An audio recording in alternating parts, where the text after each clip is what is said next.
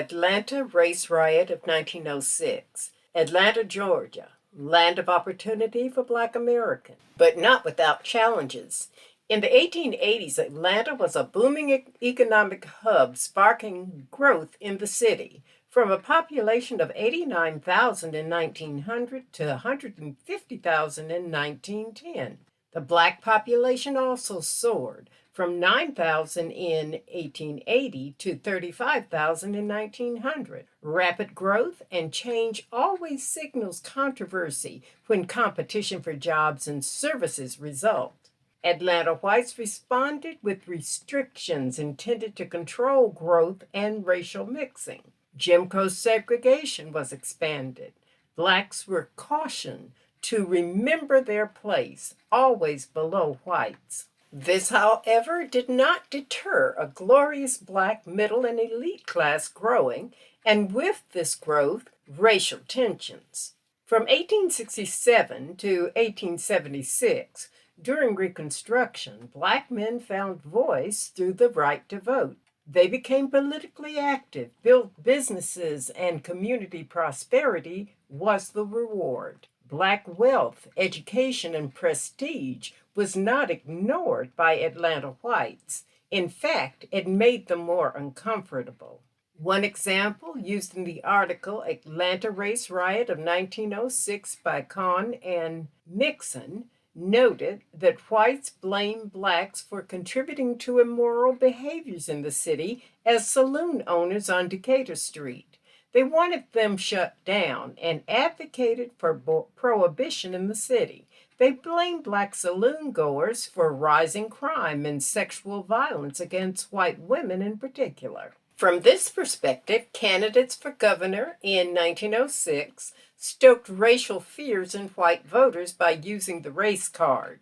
Candidates Hoke Smith, the former publisher of the Atlanta Journal, and Clark Howell, editor of the Atlanta Constitution, used these platforms to influence public opinions. They suggested that by disenfranchising blacks, whites could maintain the social order. Additionally, the Journal, the Constitution, the Atlanta Georgian, and the Atlanta News carried stories throughout the year about alleged assaults on white women by Black men, provoking anger and hatred. Stories, editorials, and cartoons warned of rising crime, danger to white women of being raped by Black men, disreputable saloons that encourage drunkenness and lascivious behavior in brutish men, and the desire of uppity blacks to achieve equality with whites. By late September, after newspaper reports of 4 separate incidents of alleged attacks by blacks on white women circulated in Atlanta, mob violence erupted. Saturday, September 22nd, Atlanta newspapers reported 4 alleged assaults, none of which were ever substantiated, upon local white women, with extra editions circulated. Thousands of white men gathered in downtown Atlanta. By early evening, the crowd had become a mob. For hours they surged, marching into black districts down Decatur Street, Pryor Street, Central Avenue, and assaulted hundreds of blacks. The mob attacked Black-owned businesses, smashed the windows of Black leader Alonzo Herndon's barbershop. Herndon had closed early, avoiding damages. However, another barbershop was raided and the barbers were killed. The crowd attacked streetcars, entering trolley cars, and beat Black men and women. At least 3 men were beaten to death. Finally, the militia was called in around midnight. Streetcar service was suspended, but the mob showed no sign of letting up. They eventually dispersed when a heavy rain began to fall around 2 o'clock a.m. Atlanta was then placed under the control of the state militia. Sunday, September 23rd. Atlanta newspapers reported that the state militia had been mustered to control the mob. They also reported that blacks were no longer a problem for whites because Saturday night's violence had driven them off public streets. While the police, armed with rifles, the militia patrolled the streets and key landmarks, they guarded white property. Blacks secretly armed themselves in fear of the mob returning. The presence of law enforcement did not deter white vigilante groups from invading black neighborhoods. Blacks defended their homes and businesses. Monday, September 24th. A group of blacks met in Brownsville, located about 2 miles south of downtown Atlanta and home to Clark College and Gammon Theological Seminary. They were heavily armed. This got back to the Fulton County Police, and they feared a counterattack. Police raided Brownsville, and a shootout occurred. An officer was killed. In response, 3 companies of heavily armed militia were sent to Brownsville, where they seized weapons and arrested more than 250 black men.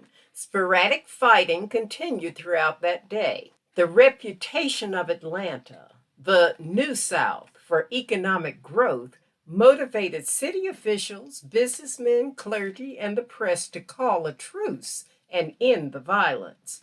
Race, hate, and violence in the city was covered throughout the United States as well as internationally.